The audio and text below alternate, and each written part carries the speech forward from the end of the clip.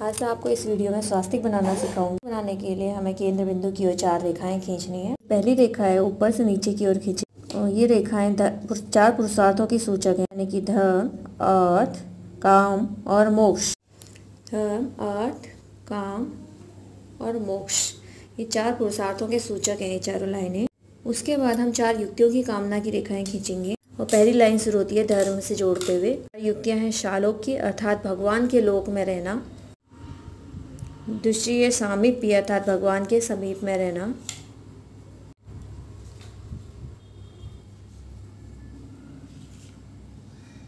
तीसरी है सारूप्य अर्थात भगवान के रूप में एकाग्र हो जाना, और चौथी है सायुज्य जिसका अर्थ होता है भगवान से जुड़ना।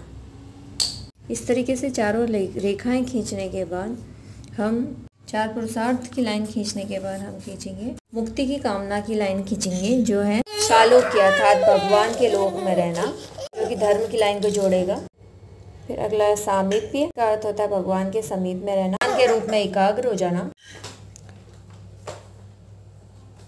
फिर हम खींचेंगे 4 अंतःकरण।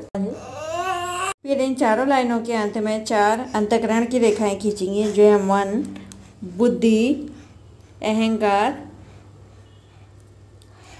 और चेतना।